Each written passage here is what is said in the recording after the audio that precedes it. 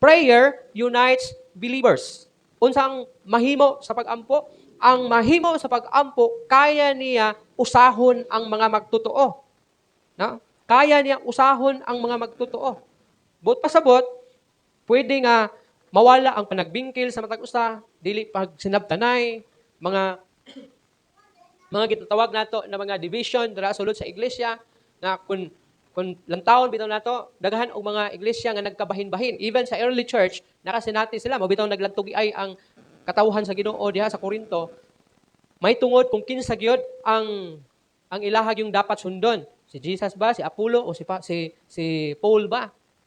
No? Naa sila'y panagbingkil, naa sila'y panagbahin-bahin. So dili gayud na siya malikayan hangtod karon ng mga panahon na naay mga kasimbahanan nga adunay pagkabahin-bahin. No? Naay mga division.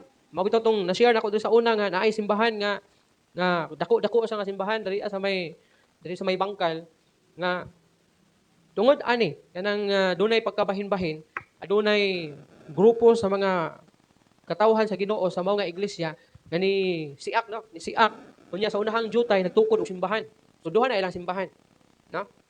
Tungod sa pagkabahin-bahin, wala magkasinabot, siguro ang uban kay lahi ilang gusto, labi na kung ang loyalty kay wala na bitaw sa Ginoo, naa sa tao. Diha na gyud magkasiak-siak gyud. Kay kinsa ang mukuyog ni pastor, kinsa ang mukuyog ni deacon, di ba? Kay labi na kung naay mga katawhan sa Ginoo nga kanang hilig bitaw og apil-apil sa imbis mo reconcile, dungagan ang problema, kainit sa problema, ang kalayo nga nagapanghitabo, mo nang magkasiak-siak yun. Walay panagsanabtanay. O ang aron malikayan ang mao nga pagkabahin-bahin kinahanglan nga magmainampuon ang iglesia. Kay ang iglesia nga mainampuon kaya niya usahon ang mga magtotoo. Prayer brings hearts together. No? Nganong adunay pagkabahin-bahin? Tungod kay lahi-lahi ang gusto sa kasing-kasing sa mga magtotoo kung walay mga pag-ampo. Naay isa ka goal, pero ang isa kay lahi ang gusto. Nya kun medyo naay say taas nga authority diha sa sulod, ug ang iyang tingog kay importante sa kaubanan pod sa pipila ka makaubanan, diha na mahitabo ang dili pagka sinabtanay unya mo resulta na sa division tungod kay lahi ang ilang gusto. Naay pangutana kung aduna daw usa ka plano ug usa ka dapat desisyonan. According pa sa usa ka pastor nga akong nadungog, ha? Kung ang mao nga desisyonan kay naay wala muuyon bisan usa, dili but pasabot nga majority tingog na siya sa Ginoo. Mo'y ingon niya. For example, 100 mo ka buok, namoy gidesisyonan nga dapat uyunan, tapos naay nag-disagree, butang nato napulo. Ang 90 ka buok kay nag-agree nga dapat mo na may tabo, pero naay napulo. Kung sa Senado siya o sa Kongreso, mudaog itong 90 kay majority man. Pero sa iglesia o sa ministry, dili in ana. Kay dapat ang will sa Ginoo 100% muuyon ang tanan. Pero kung naay isa, duha, tulo, upat or pulo out of 100 nga dili gani mag-agree, but pasabot wala pa na klaro kung mao ba gyud na ang tingog sa Ginoo. That is why kinahanglan nga mag-ampo kay para magkausa ang kasing-kasing sa katawhan sa Ginoo. Na kung unsa ang gi-desire sa imong unsa ang gi-desire nimo, mao pod ang gi-desire sa imong kapat. Mao pod ang gi-desire sa imong atubangan, ang gi-desire sa imong likod. Mao pod ang iyahang naa sa iyang heart. Kay kung lahi ang heart ni Desiree, na lahi pod ang naa sa heart pod ni but pasabot wala pa maklaro nila kung unsa gyud ang will sa Ginoo nga dapat nilang uyunan. So mao na buot pasabot nako na kinahanglan aron mausa ang atong kasing-kasing tanan, kinahanglan nato ang pagkamainampuon diha sa Ginoo. Prayer strengthens fellowship. Para malikayan ang panagbingkil, panag-away, bahin-bahin diha sa iglesia, kinahanglan nga magmainampuon ang iglesia kay para adunay fellowship.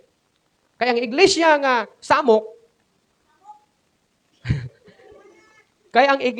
samok buot pasabot ana, walay fellowship.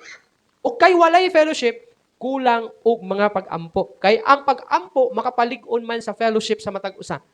Magkahiusa ba? Dunay fellowship, walay panag-away, walay panagbingkil. Manang pasalamat ko sa Ginoo kay kita diri lahi sa uban nga akong nasinatian na iglesia. Na sa ubang church, kay naggikan man jud ko sa bukid. Naginay panagbingkil sulod sa simbahan.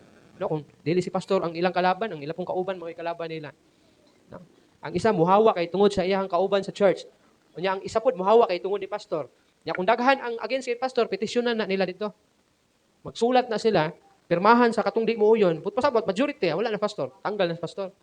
No? O kung dili mas pastor ang problema, o ang iyang igsoon may problema niya, kung sila doon ay problema, yang isa kay di man mobalhin, siya may mobalhin sa laing simbahan. Pag mawa na to, siya na po ibalik. Eh, nawa naman tong kontra niya. Which is, mao ni siya ang sakit sa iglesia na makuha nato kung ang iglesia dili magmainampuon diha sa Ginoo. Kay wala may fellowship, wala may panaghiusa. In Acts chapter 1 verse 14, nagtigom kanunay aron magampo uban usab kanila ang mga babae ug si Maria nga inahan ni Jesus ug ang iyang mga igsuong lalaki. So even diha sa pagsugod sa early church diha sa Acts, aduna na sila panagtigom ug wala sila laing gihimo. Magampo uban sa ilaha ang mga babae, si Maria, unya ang mga igsuong lalaki ni Jesus Christ. So pag ampo ang ilang gisgutan, wala diha nagkaunay, wala diha basta kay pag ampo ang ilang gihimo, no? Nagampo sila, nga naman, para malig-on ang ilahang panaghiusa, no? Aduna sila'y lig-on nga fellowship.